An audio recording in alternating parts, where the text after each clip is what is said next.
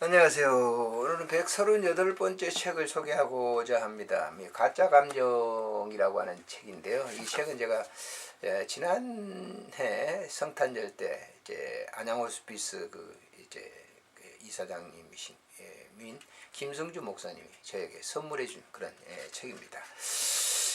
이 책은 이제 김용태 씨라고 이분이 철학 박사인데요. 횃불 트리니티 신학대학원 교수고 상담가이십니다. 서울대학교를 나오면서 수학을 전공했는데 이제 상담 쪽으로 이렇게 들었는데요.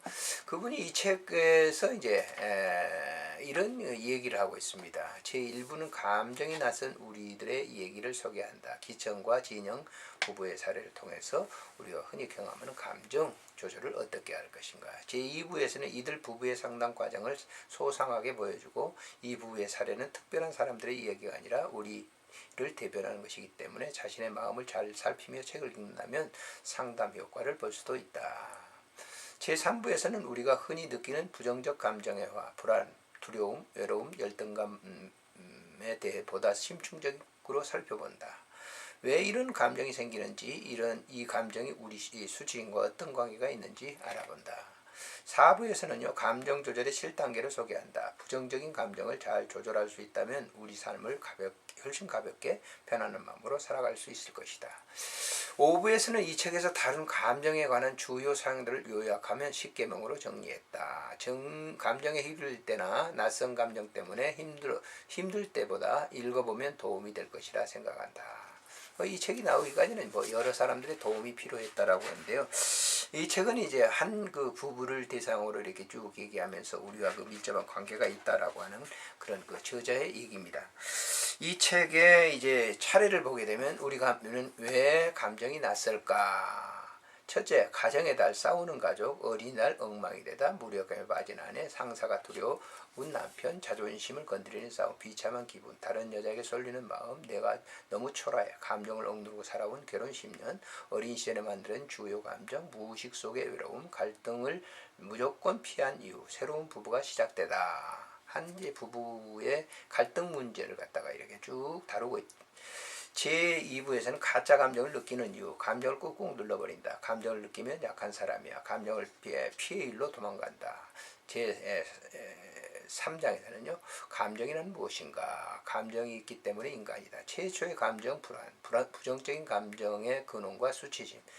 감정을 외면하면 어떤 일이 생기는가? 감정이 없는 사람들, 감정만 있는 사람들, 몸만 있는 사람들. 내 감정은 나의 것이다. 상대방의 안에 무언가를 건드렸을 뿐 부하 직원이 자꾸 거슬려요. 큰 2부에서는요, 기천 진영 부부의 상담 리포트, 진영이 주된 정서 외로움, 보살핌 못 받은 외톨이, 날 외롭게 하지마, 외로움이 만들어진 허상, 따뜻한 남편. 제2번에서는요, 기천의 주장된 정서, 두려움, 친구들의 화내는 건 너무 무서워, 좋은 사람 콤플렉스, 거리두기, 다른 곳이라도 쉬고 싶어. 제3면 들키면 수치스럽다, 외롭다고 하면 초라해 보여, 머리로 되는데 가슴으로 안 되는 일, 나는 괴물 같은 그들과 달라. 네 번째는 안정되면 자유로워진다, 외로움 직면하기, 드러나도 괜찮구나, 나는 괴물 같은 그들과 똑같네. 우리 부족한 존재, 상담을 마치고 결혼으로 충족하려 했던 자기의 욕구, 수치심이 다른 감정을 만들어낸다. 표면 감정, 이면 감정, 심층 감정. 그래, 나는 불안하다. 제3부에서는요, 나는 왜 부정적인 감정을 느낄까? 1번, 부정적인 감정을 살펴보는 이유, 조절에 필요한 감정들, 부정적인 감정을 조절하면 삶의 에너지로 바뀐다. 화, 나는 옳고 너는 틀렸다. 논리만 따진다. 단점만 보인다. A라면 당연히 B해야 한다. 이분법의 함정. 3번, 불행한 일이 일어날까봐 걱정돼. 어두운 것에 초점을 맞춘다. 불안에 만들어내는 세 종류의 사람, 구원자, 일반 중독자, 주변인의 증상. 네 번째는 외로움, 아무도 날 좋아하지 않아. 집착하거나 우울해한다. 눈치를 보며 감정 노예로 산다. 독립적인 듯 보이지만 의존적이다. 연민이 지배한다. 5번째, 열등감, 못난 나도 잘난 너도 참을 수 없어. 열등감은 복합적인 감정. 강해야 살아남는다. 다른 사람들 것을 가져와 강해지고 싶다. 천상천하 유아독존이고 싶다. 네 번째는요, 나를 휘젓는 감정 조절할 수 있다. 감정 조절은 훈련이 필요하다. 1단계는 느낌 알아차리기. 느낌으로부터 도망치지 말자. 감정이 주는 신호를 이해하자.